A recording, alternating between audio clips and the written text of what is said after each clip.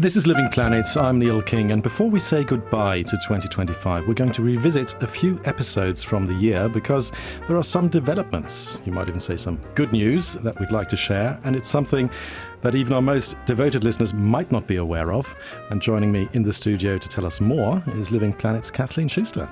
Hey, Neil. How are you doing? Pretty good. Ready for the end of the year. Well, this is exciting, right? So we have some really good news and maybe you want to share it? Yeah. So for some of our listeners, just to get everybody up to speed, every week on the show, we do a deep dive into a topic. And what we like to focus on is how climate change, nature, environment is intertwined with all of our lives. And so we go out and we look for stories that people have to share something really interesting and try to tell it in a way that's even, surprising for seasoned climate journalists, let's say. And the result has been overwhelmingly positive from you, our listeners. So thank you very much for that. But the other good news that we have is that we've won several awards for the podcast this year, which we're really excited about. Yeah, and we really can say several, right? It was quite a list. Can you perhaps give us an idea? What are they? So the first one was the Echoes of the Shores Award for our episode, What's Stealing the Light from Our Oceans? Then we got a Covering Climate Now 2025 award in the category of health for We Need to Talk About Farmers and Mental Health. And last but not least, a Signal Award, a Levies Award, and an AIB nomination for our 5-part miniseries, The True Cost of Climate Change. And there are even some nominations that are still outstanding where we don't know yet. That's what I've been told. It could be more even. Yeah. Anyway, I think, it's only fair because the Living Planet team is obviously more than just you and me, even though we're hosting it most of the time together with Charlie. But I think it's only fair to hear from the producers themselves, right? Don't you think so? We thought we'd use this episode for that. Yeah, there's a lot of work that goes into each episode and a lot of people that our listeners might not always hear on mic. So it'd be great to hear from them now.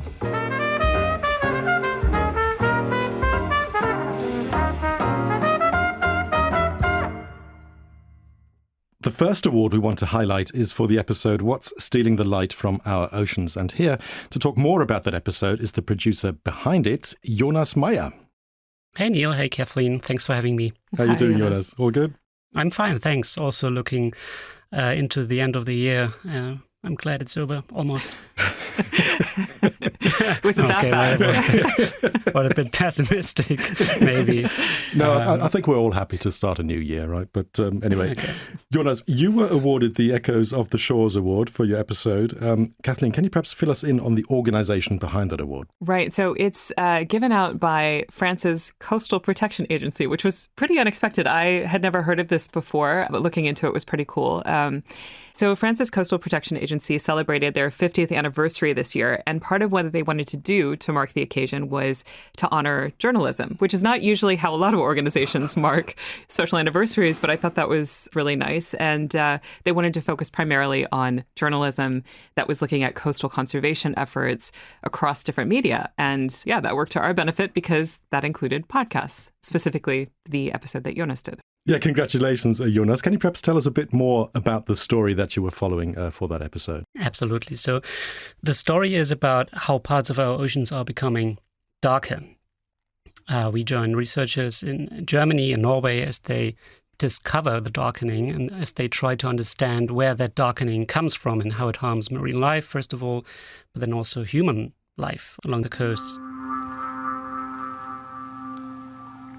Aber das Wasser selbst hat sich natürlich nicht über die letzten 100 Jahre geändert. The water itself obviously didn't change over the past 100 years. So it's the substances that got into the water, 3 of them: algae, dissolved matter, and sediments. Dritter Faktor sind Sedimente. So for this episode, I went to the Baltic Sea coast in Germany, including to a fisherman, Klaus Wollner, who's now catching less and less fish, partly because of the darkening. Also at the Baltic Sea coast, I met with one of the leading scientists in this field, Oliver Zielinski from a research institute at the Baltic Sea. And we also went out to the Baltic Sea ourselves to take a literal deep dive into the sea to see ourselves what the darkening looks like in the water. Because, it doesn't look like darkening, at night. The water isn't black or gray or something, but brownish, greenish, yellowish. And that was really interesting to see firsthand what it looks like. Jonas, what was the most fascinating aspect of the research for this episode? So I'm not much of an ocean person, so it was new and exciting for me to actually go diving in the Baltic Sea, even though I have to say it was just 2 meters deep. So, I mean, some people might say that's not real diving, but it helped me to understand the problem and to actually see the problem, because otherwise it's literally hidden from our eyes, right? Because it's happening in the seas and not on land. And that's why it's so difficult to care about this darkening, and most likely also why no one or almost no one talks about it. So diving in the Baltic Sea was really crucial both for me and for the story. Another thing that was exciting was to look at the variety of tools to measure ocean darkening. So on the one hand, all the high-tech instruments from satellite images to autonomous underwater drones to kind of big, really expensive barrels that allow ocean researchers to recreate the ocean in their labs and what is happening in the oceans. And then on the other side, you have this really old thing called Secchi desk, named after a 19th century priest from Italy. Ich lasse jetzt die Secchi-Scheibe runter ins Wasser. I'm now lowering the disc into the water and watching it slowly drift down A from the disc surface. about the size of a pizza plate that you let sink into the ocean on a cord, and then you write down when the plate is no longer visible. Jetzt kann man ja sehen, dass die Secchi-Scheibe immer schlechter zu sehen ist. It is getting harder to see the disc now as the murky water covers it. The important thing is that I now figure out the exact depth at which I can hardly see the disc. If I lift it up a little now, I can see the disc again. And this way, over more than 100 years, a big amount of data has been collected, and now it's just as important as all the high-tech to figure out why the seas are getting darker. So that combination I found really interesting. Have there been any updates since you reported on it? Yes. So since my story came out, things have changed a little for better and for worse. Earlier this year, the University of Plymouth has published a study that for the first time looked at the global extent of ocean darkening. And what they found out is that 21% of the oceans are darker today than they were 20 years ago, which equals a land area the size of Asia and Africa combined. So really a huge area and a big chunk of global marine life that is affected by the darkening. So that's the bad news, obviously. A little good news is that there's now more coordinated research happening in the ocean darkening. You know, that study from the University of Plymouth, obviously part of it, but also 7 countries from Europe have teamed up to look deeper into what they call marine lightscapes. So both darkening, but then also light pollution in the seas, which might actually be a whole new topic for an episode. Wow. And Jonas, this was actually the very first episode that you did for a podcast, right? Because you usually work more with video. So first time you filed something for Living Planet and it wins a prize, right? So how did you feel about that? Yeah, it was my first prize even, so I'm really happy about that. And it really also was my first experience with podcast, as you said, Neil. Within our environment department at DW, I usually work with video for YouTube, for Instagram, for TikTok. So both longer and shorter videos, let's say between 40 seconds and about 15 minutes. And the most important part about doing video is to come up with video footage, pictures, animations, charts. And it's also the bottleneck of that work because it's time consuming and sometimes even impossible to find that footage because of copyrights, for example. And for audio, you don't have to worry about all of this. You create the images using sound. And so that was new for me and hugely exciting. And I look forward into doing more of this. Yeah, there are just other copyright issues there with music, but we get around those. Yeah, but I also feel like any medium you work in, you start to get bogged down by whatever issues like copyright or, I don't know, looking for just the right image or just the right voice and that sort of thing. So it's when you said it was a little bit easier, I thought, well, wait a second, it's it really depends. But I get what you're saying. Well, I'm also interested in, Jonas, as a winner of this prize, you're also entitled to go on a field trip with marine scientists, right? Have you heard any more on that, where that's going to be and when? No, I haven't heard anything yet because I believe all the emails regarding that award end up in your mailbox, Neil. So I totally depend on what you forward award to me. But it says it's some international research mission that I can join. So let's see what happens. And perhaps this will be another Living Planet episode then. Absolutely. Is that something that you find daunting, going out on the high seas? Are you good with choppy seas? Yeah, actually now in December, I'll be going out to the North Sea with a ship, a mission to find and recover old munitions that were dumped into the sea after the Second World War. And it's winter. It's the North Sea, which is very stormy anyway, even in summer. So this will be exciting. It's for video, unfortunately. So okay. Neil's making notes. Will you be diving there too? No. I won't be diving because this would be too risky. I mean, next to the munitions, next to all the cargo ships entering the Elbe towards Hamburg and so on, that would be a bit too much. Well, that will be a viral video, sure. What kind of insurance do we have to work? Wow, that's really fascinating. I can't wait to hear that, or watch that, rather. Great. Well, congratulations again, Jonas. And if you want to check out this episode, you can scroll back through our podcast feed to the episode, What's Stealing the Light from Our Oceans? And if you're curious about Jonas's work in general, go to DW's YouTube channel, Planet A. Has great videos on technical innovations and the environment. Thanks for joining us, Jonas. Thanks, Neil, Kathleen. Happy New Year to you too, and all of our listeners. Thanks to you as well. Thanks, Jonas.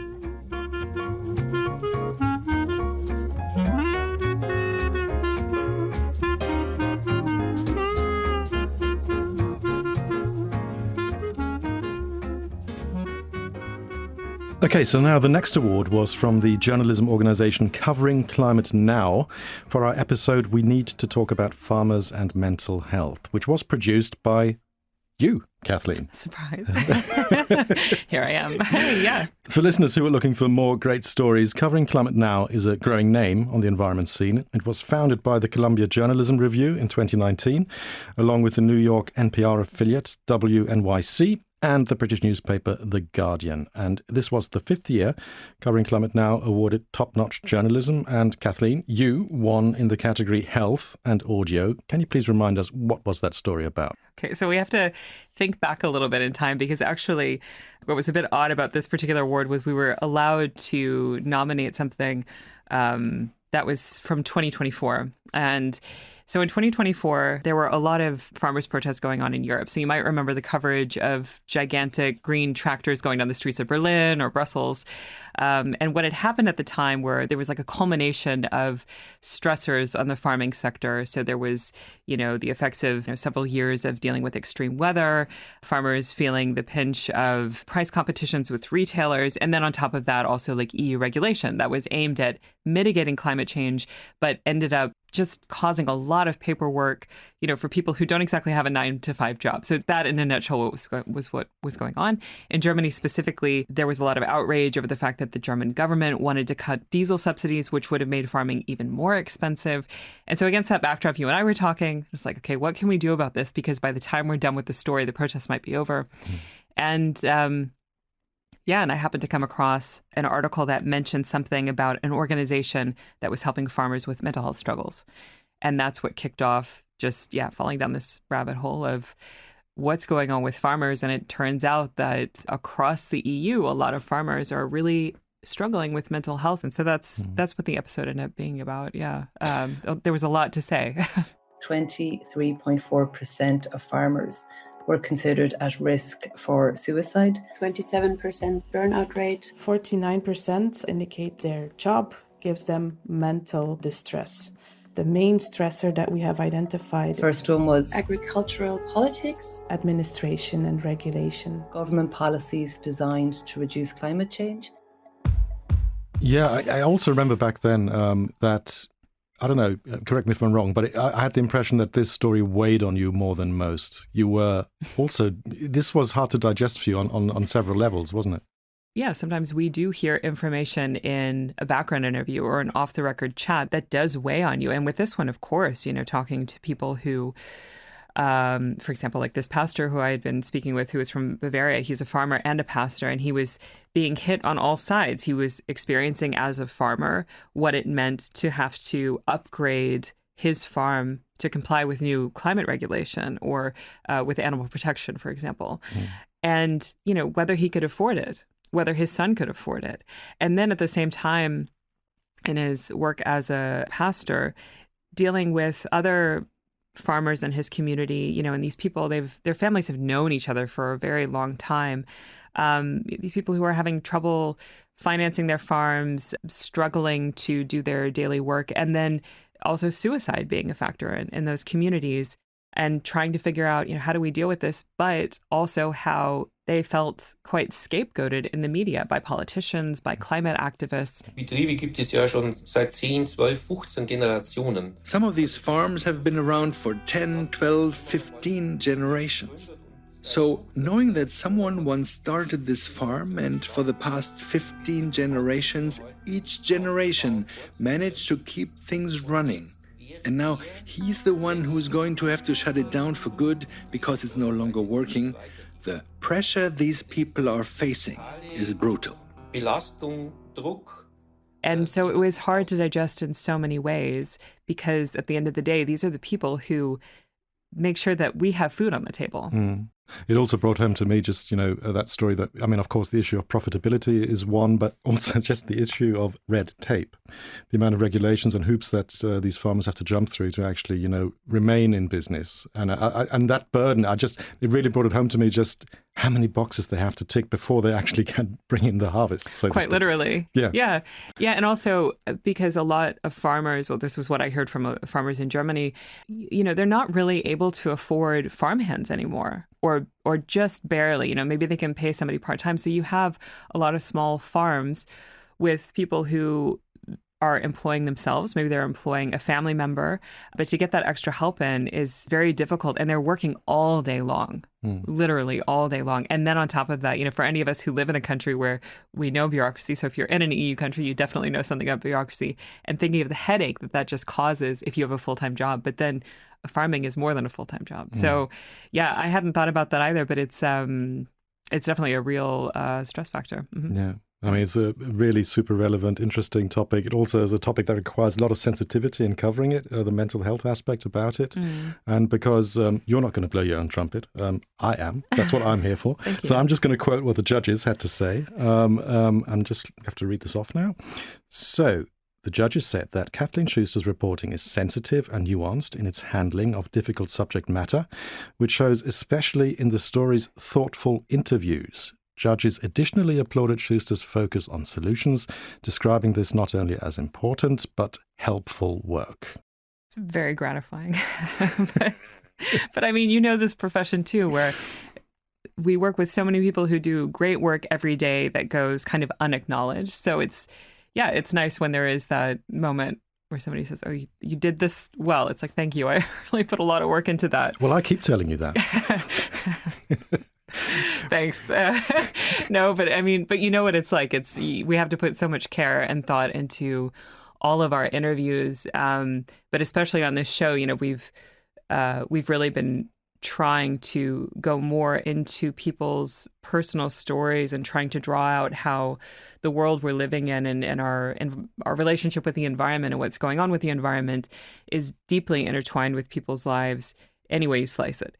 And to be able to talk to people about stuff like that, it's very invasive what we're doing. It's not just like having a nosy personality. It's like you're really calling up people and asking them to really talk about something that might be quite personal. And that's not an easy thing to do. And I think especially with this one, the task was daunting because, the whole story is there are men who have problems talking about their mental health. So I have to call these people up and say, could we talk about your mental health? I'm not a mental health professional. I don't know these people. So that was kind of, that was interesting. But this effect as well, when you're working on a story, something that's really going on in people's lives, you can really tell you've got a story when they want to tell you. They really have a lot to say. And that was the case with this one. And it was also the case, I reached out to ask if there were any updates, and I got a few emails. Yeah, has the situation improved? Has it worsened for them? Well, unfortunately, it hasn't improved. There is some good news, but I'll start with the bad news. Okay, so the bad news is I did get in touch with that pastor that I was just talking about, Jürgen Dornhauser.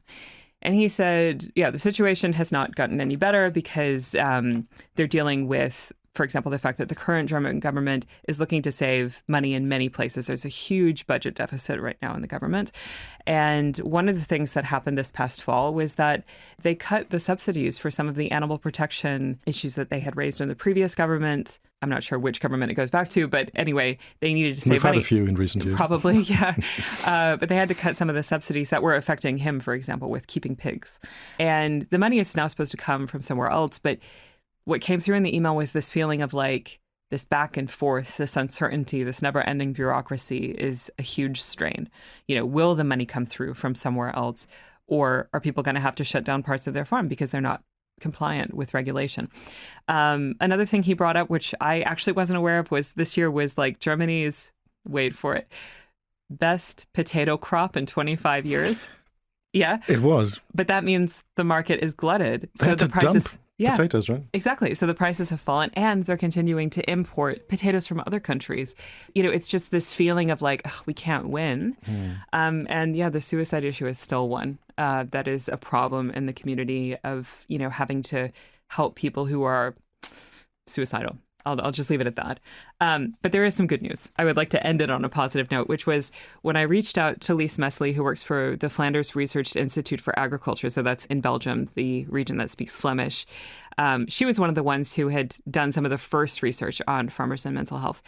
And she got back and was very excited about this news because there's now an EU policy brief that's been put forward recommending a huge push to address the mental health crisis among farmers. And that happened in November.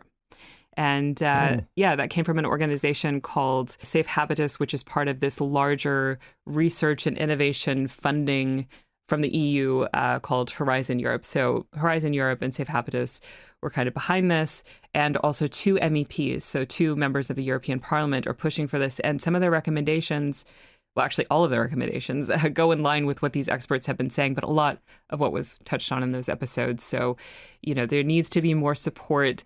There needs to be much less paperwork, much less of an administrative burden on people.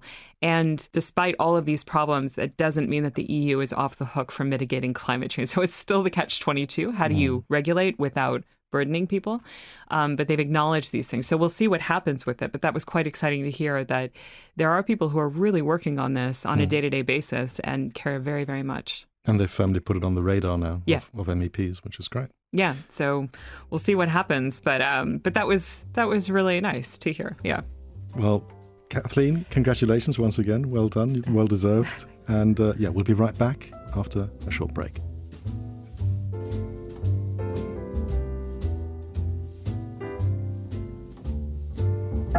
It's tough being German. People think I'm punctual, but I'm often late.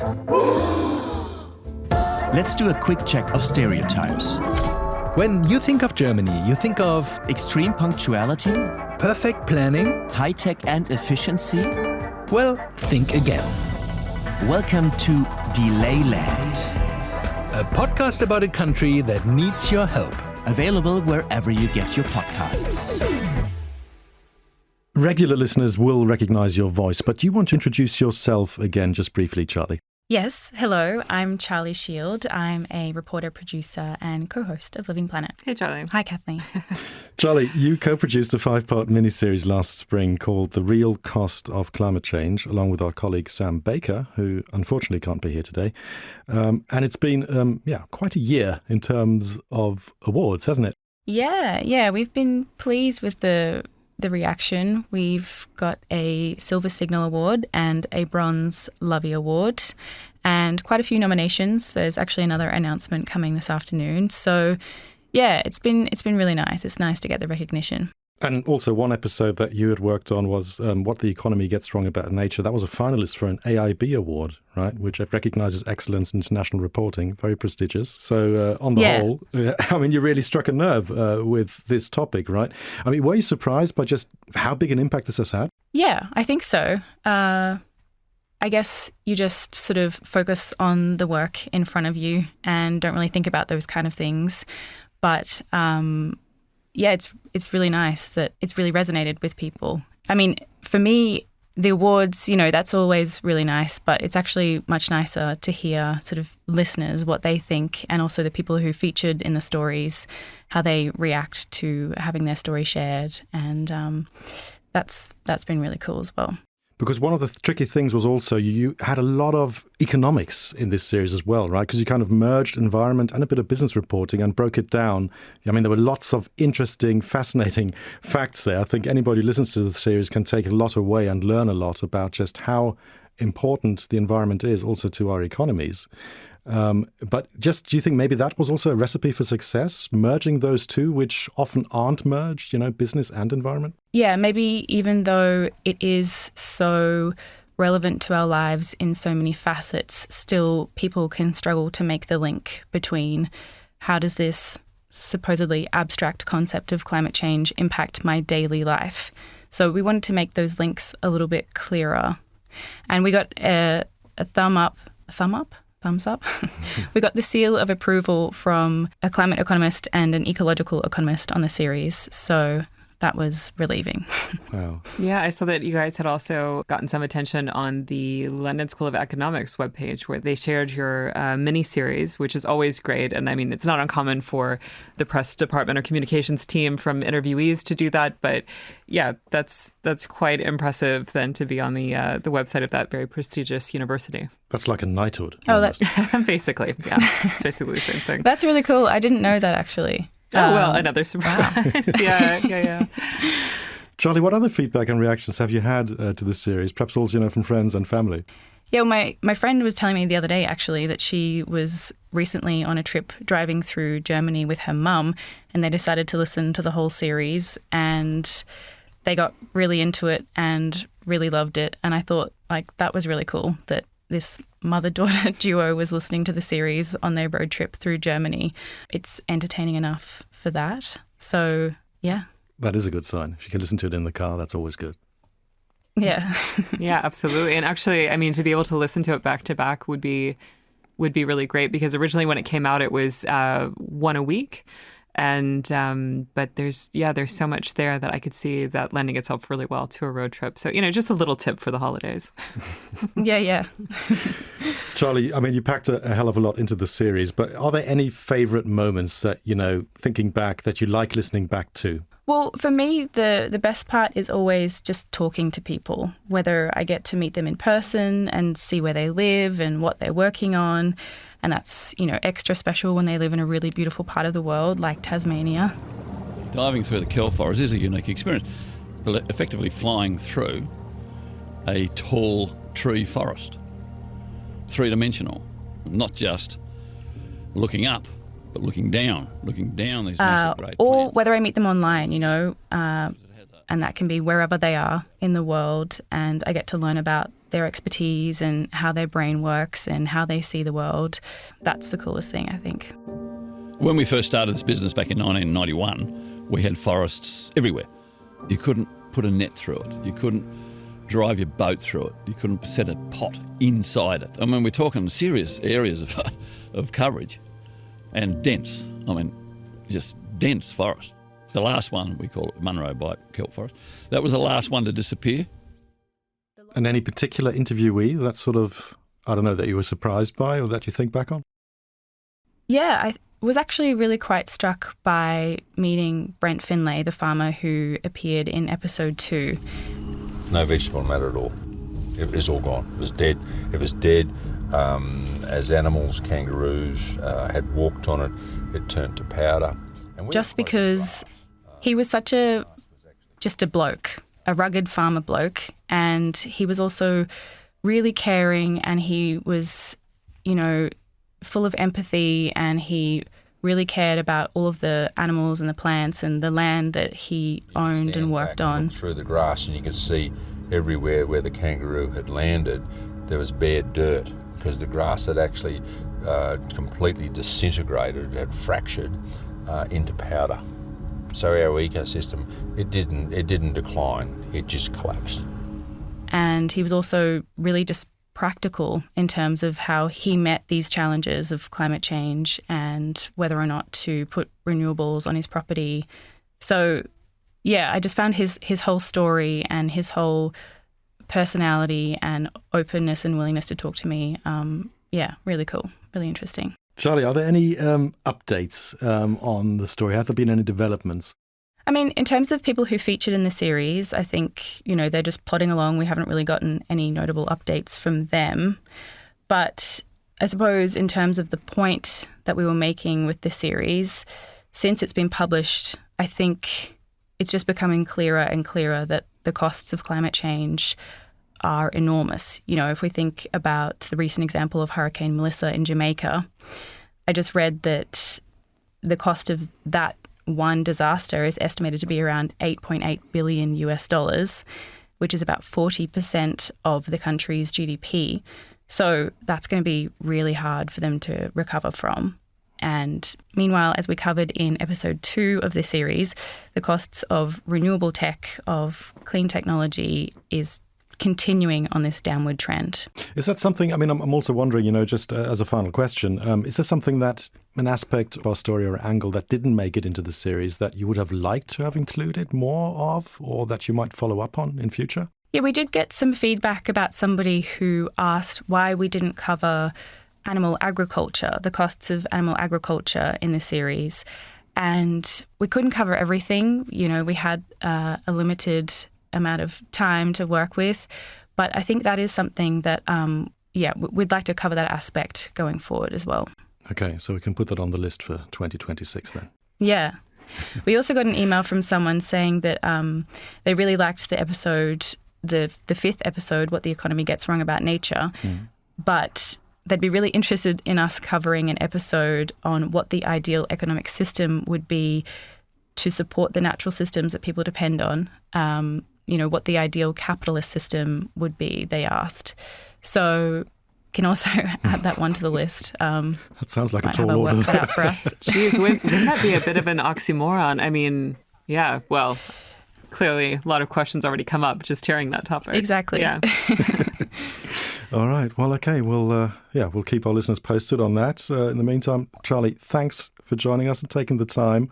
And I hope you have a very happy new year. You too. And to everyone out there listening, thank you so much. Join us next week for a special quiz edition of Living Planet to get your 2026 off to a good start. This is the first time we're doing it, and we're all very excited about it. That's all we have for this week's show, and for this year, for that matter. This episode of Living Planet was produced by Kathleen Schuster and me, Neil King. Special thanks to Jonas Meyer and Charlie Shield for joining us in the studio, and our sound engineers, who were Gert Georgi and Bodo Hartwig. What did you think of this episode? We'd love to hear from you. Do send us a voice message to speakpipe/livingplanet, or you can write us an email at livingplanet@dw.com, or you can leave us a comment in the comment section on Apple, Spotify, or wherever you get your podcasts. And 5 stars, please, while you're at it. Thanks for listening, and a happy new year from the Living Planet team.